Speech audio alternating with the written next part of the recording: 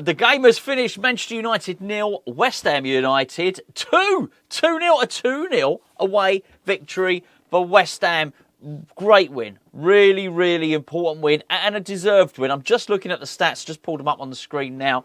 Yeah, okay, Manchester United might have had 20 shots, but West Ham deserved to win that game. And actually, it probably, at the end, should have been 3-0. I'm not going to pretend that Alphonse Areola didn't have a very busy game. He really did. But make no mistake about it, West Ham deserved to win that game. Now, let's just deal, before we go any further and talk about the game, let's deal with the elephant in the room, which is that team. Now, I've got to eat a massive slice, maybe a whole pie, a lot of humble pie. I've got to eat a lot of humble pie, and I'm certainly willing to do so.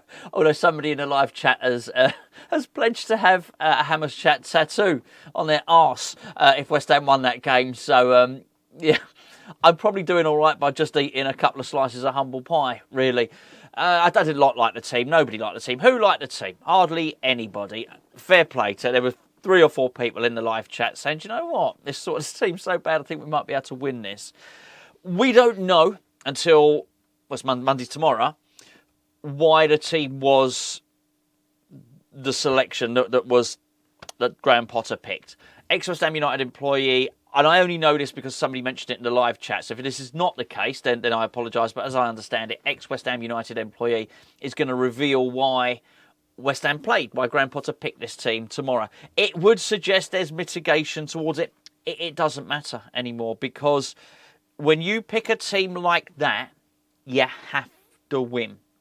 We'll discuss more about Graham Potter tomorrow, because, I mean, it's already been 2 minutes and I've not even really discussed anything of the game, really. So that's what we want to get into, really, a match review. But suffice to say, I do think this has done Graham Potter, the team, and us as fans the world of good. And the reason that I think the lineup was so controversial, because it looked old, it looked slow, and it was at least 5 or 6 players who aren't going to be here next season. So it looked like a bad decision. As it turns out, he's won away to Old Trafford, and so he has completely justified what he did. And do you know what? I enjoyed the game. I'm going to say that as well. I enjoyed that game of football. Right, we'll park the Graham Potter stuff until tomorrow, and we'll discuss it in more detail tomorrow. What I think is probably... Yes, it's a couple of things I want to talk about off the back of that, with regard to him, with regard to the transfer window, and with regard to next season. We've got quite a long time to discuss that. Areola, as I mentioned, Areola or Wan-Bissaka, my man of the match, men of the match. But I don't know, if you didn't watch the game, you probably think, well, hold on, that's a goalkeeper and a defender. I'll tell you now, Wan-Bissaka was not like a defender today. He got the assist for Jarrod Bowen's goal, and he got the assist for for Tomáš Soucek's goal. He was constantly getting forward. I just thought he was magnificent, absolutely magnificent. I'm a signed up member of the Aaron Wan-Bissaka fan club. I don't think there is. I've just made that up. I don't think there is a Aaron Wan-Bissaka fan club. If there's not, I might start one up, because this guy has been magnificent. What a signing for West Ham. And I just thought he was brilliant. Started at left wing back, finished at right wing back. Was still getting forward in the 94th minute. Got some energy. He got some... It's just, what a signing he's been. And I think, ordinarily you might suggest, maybe, if you didn't know, not West Ham fans I'm talking about here, but if you didn't know, you might think, he's turned it on to give his previous club what for. No, he's been like that most of the season. So he very, very rarely turns it off either. I can't think... We do player ratings over on Patreon, which is our third Hammers Chat channel. Links in the description below. 7-day free trial if you want to check it out. I don't think he's ever got less. I might be wrong. I don't think he's ever got less than a 6 out of 10, 5 out of 10. He's certainly not one of these players whose level drops. What a brilliant player. Heavily involved. Look, the game was. If I'm honest, and I have to be honest here, I didn't. When we played Tottenham last week and we drew 1-1, I said, or I certainly thought that it was. I didn't think we would play a team as bad as that, and particularly lacking in as poor motivation this season again, or for quite some time. I was wrong. Manchester United, particularly in the first half, Manchester United were just no energy, no fears. They probably didn't want to be there. They had no ideas. They had no invention. I thought they were... That was the easiest Manchester United team you're probably going to come up against at Old Trafford, to put it that way. But I was saying similar things last week again about Tottenham, and we couldn't beat them. So just because the opposition is weak doesn't necessarily mean you're going to beat them. The difference is we took full advantage. Another difference was that Man United cranked it up, probably from about the 60-minute mark, something like that. Which is why... I mean, Areola, I thought, had 2 saves of note to make in the first half. I don't mean he touched the ball more than that, but of any consequence. And, yeah, the second half was a different ball game. And, well, it was still football, but you know what I mean. It required a different set of parameters. In that first half, it was absolutely perfect. I don't know why he picked Guido Rodriguez. Is that going to be revealed tomorrow? I don't know. I thought it was a terrible idea. It turned out not to be. It was the pace that first half was played at was perfect for him. He's a good player. He's just not got the legs or the speed for the Premier League. More's the shame for him. More's the shame. I thought, yeah, there's things to like about Rodriguez. His quality, his reading the game and his commitment can't really be called into question. Just not got the athleticism for the Premier League. Not that it mattered. And I thought, I was expecting us to get hammered after seeing that team.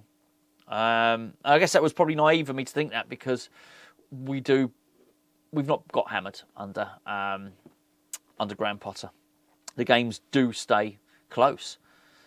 In many respects, I mean, had that have turned out to be 3-0, that had been like nothing Graham Potter's produced in that sense. But I thought we were going to get overrun in midfield. I thought Ward-Prowse, certainly Rodriguez, and Tomáš Soucek, it was a little bit more advanced, that they handled it reasonably well. Well, very, very well. It was fine. They were never overrun at any point. I was worried about Soufal. I needed to been 2 wonderful crosses into the box, particularly during the first half. Excellent headed clearance in the second half before he got substituted. I thought Todibo started the game with a swagger. It's a little bit of a worry. His fitness is a worry. It's not just he is knackered after an hour. It's almost like he starts to limp a bit as well. I don't know, is that just me? I don't know. I don't know if anyone else has noticed that. But at the start of the game, he was playing with a swagger. Tricks, long-range passes. It was impressive stuff. It really was. I thought Max Kilman was having a really good battle with Rasmus Højlund. Really enjoyed that, actually. Probably should have scored, actually, from a good free kick from James Ward-Prowse. Should have done better with his header, really, Kilman. I thought Cresswell was as composed as he usually is. I didn't... You can't have any complaints, really, off the back of that. And I was doing a lot of complaining in the build-up show, particularly about the inclusion of Cresswell and Rodriguez, certainly. Soufal. As I say, there was just a number of players who aren't going to be here next season. I thought, what are they doing? What's the point? Well, it's not what's the point. There were actually 3 of them. Graham Potter showed me the points. There were 3 of them. When we're up to 15th in the league now, which looks really good. It feels better. And I think that it itself has its own knock-on effects. It felt like that was as well as we've played for a while. And it's weird, actually, because I don't know if you remember when Graham Potter first came in, I think some of his best performances were early on when he was forced to play the players. Almost the more players he got back, the worse West Ham became. I thought to a large extent, we controlled, for long periods of that game, we sort of controlled the tempo of the game. Certainly did at the end. I thought I was quite impressed with how he passed the ball around at the end. Now, let's get to the goals. So the first goal was a really, really nice ball from Aaron Wan-Bissaka.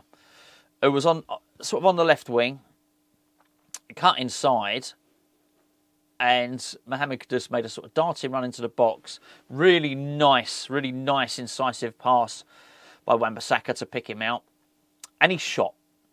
Mohamed Kudus shot. He needed that. Before that, he was struggling a little bit. He was up for the fight, he was up for the battle, but every time, because we were playing so deep, it was almost like he was like a target man, but a target winger. So he had to have his back to defenders, hold the ball up to enable us to get out. So I'm just pulled. There you go. That's a bit vampirish there. It was from a very tight angle, and he had a shot, and the shot seemed to deflect off the bottom of the defender's boot, and Tomáš Souček was then in contention with a mass. Now, this was either, I've watched it 3 times, I can't quite decide. It was either wonderful, exemplary technique where Tomáš Souček knew the ball was going to hit his standing leg and he was able to deflect it in, or it was just a fluky, lucky ricochet. I've not decided yet, but what is beyond doubt is Tomáš Souček's ability to time his run late into the box and find space is brilliant. He is a guaranteed goal-scoring midfielder, and he just continues to do that. Obviously, a conversation for another day with regard to next season, but he keeps doing it. And I thought it was brilliant, and really nice for him as well, because he's just had, him and his wife just had another child, so you got the old baby celebration, all of that sort of business. Really nice, good for him. We were deservedly in the lead. Second half, I think Bowen, who had not really been heavily involved, he was doing a lot of work from deep, and he gave a little sign of intention, basically, where he had a shot which I think was parried by the goalkeeper. Maybe we got a corner from it. Probably 5 minutes before he scored. The goal was our second goal. Was good, but it was also fortuitous, I thought, anyway. Aaron Wan-Bissaka had put pressure. We were pressing, and Aaron Wan-Bissaka had put pressure on the Man United player. Now, I think he thought that he'd fouled him, but he hadn't done so. The referee said, no, crack on. At that point, Wan-Bissaka and Kudus had a 2-on-1. Kudus picked up the ball, the loose ball that Wan-Bissaka had forced. And Kudus was very much central on the goal. Now, realistically, he probably should have played Wan-Bissaka in, because Wan-Bissaka had already beaten the last defender and was in an excellent position. Would have been able to get a shot off on goal from 8 yards or something like that. He was in a really good position. It didn't happen, and because obviously Kudus was so desperate to score, but he was being a bit greedy. That opportunity, he'd lost that opportunity as that had fizzled out. But then Bowen made a run on the right, and he didn't pick that up either. Oh, man, And in the end, he sort of dillied and dallied and did nothing. But quite fortuitously, West Ham ended up getting the ball, and the ball had come to Wan-Bissaka. And Wan-Bissaka basically drove towards the byline and played a really nice sort of cut-back pass to Jarrod Bowen. Really nice pass. Another assist for Wan-Bissaka, even though this time was from the left-hand side, almost from an inside left-forward position. Bowen finished it. Of course he was going to finish it. Hadn't really been involved in the game, Bowen. But as I say, most of his work was hard-working, defensive sort of stuff. West Ham were 2-0 up. I mean, just absolutely brilliant at that point. And you're really starting to believe that, hopefully something's going to happen. Load of substitutions. Let me just get the order of the substitutions right. Alvarez, Füllkrug were on... No, Alvarez 62nd minute. Füllkrug was 72nd minute. He was on for Bowen. Alvarez had come on for Rodriguez. Soler replaced Kudus. And then quite late on, Mavropanos replaced Todibo. Emerson replaced Coufal. I'm not gonna blame it, because Man United really came into the game then, and there was some backs to the wall stuff. I'm not going to blame that on the substitutions particularly. I know I've done that on numerous occasions with Potter. I think the players were getting knackered, really, really knackered, and the most knackered player was the last one to be taken off, actually. And it was always going to come a point when this is Manchester United at Old Trafford, and they didn't look arsed at the start of it. They could not be bothered, and I just think he made some substitutions. They got a bit of momentum. Garnacho came on, Maguire came on, a few others came on. They just looked to have a little bit more about them. And they were always going to have some pressure. But I have to say, I never felt, not once, did I feel that Manchester United were going to... They might have got a goal back, but I never thought they were going to get 2 back. And that felt comfortable. It's as comfortable as I felt watching it. And obviously you've got the sort of trauma that West Ham have got at the moment from conceding late. That would have done a world of good with that. We kept possession. When it was 6 minutes, a referee held up 6 minutes at the end. Fourth official did 6 minutes. We spent a lot of time in possession of the football in those last 6 minutes. A lot of time. We had some control of the game. There's no doubt about that at all. And through that possession, we actually got into attacking positions because they were obviously desperate to attack. That left gaps in their defence. Wan-Bissaka was, played a big role in that. I think in many respects, Fulkrug was unlucky not to get a shot off. Probably, Ward-Prowse should have scored. There's no doubt about it.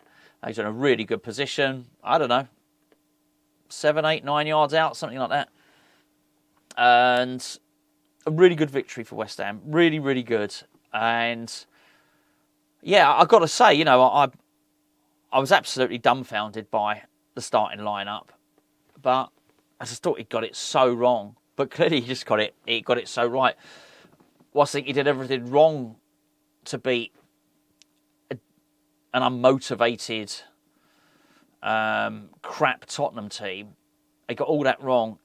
He got everything right to beat an unmotivated, crap Manchester United team, which is the harder task because it's at Old Trafford. Because both Tottenham's chances we created for them. Manchester United were more than capable of creating their own chances. I don't think anybody had a bad game. There wasn't. Nobody had a bad game. There were some, as I say, that were outstanding. Namely Wan-Bissaka and Areola, and some that played, really, really well. But there was no one terrible. I'll give you a little spoiler ahead of Patreon player ratings. There'll be no 3s out of 10 or anything like that on there. Sometimes there is, by the way. Sometimes there is. While I've still got your attention, just point you in the direction of our raffle. We got a raffle, Hammers Chat raffle. We got a signed Jarrod Bowen shirt. He can't stop scoring, can he? First prize. Second prize is a Prague Conference League final programme signed. I don't know why I'm doing that, man, but it's signed by Jarrod Bowen. That as well. And there will also be a third prize, which will be another signed. Basically, it's either going to be a Jarrod Bowen captain's armband, because the raffle finishes in a week. If that doesn't get posted, doesn't get sent to us in time, then it's going to be another signed Prague programme. The tickets are £5 each. The link is in the description below. Go and check it out. And while you're there, give it a little subscribe. By the way, if you buy 2 tickets, get a third one for free. They're £5 each. So go and have a look. And good luck to everybody that enters, and well done for the 2 people that won the Paolo Di Canio signed stuff. Right, I'm gonna go. There's not much of a Sunday left, but what little is left, I'm certainly going to enjoy it now. It's been a long time in coming. First win since February. I needed it, you needed it, the players needed it. Most importantly, Graham Potter needed it, and I'm very, very well. Certainly, these videos are going to be a better place to be for the next week, but I'm damn certain that the training grounds, I guess we're going to find out tomorrow what's happened on that training ground, but the training ground from Monday onwards is going to be a much, much healthier place. Well done, West Ham.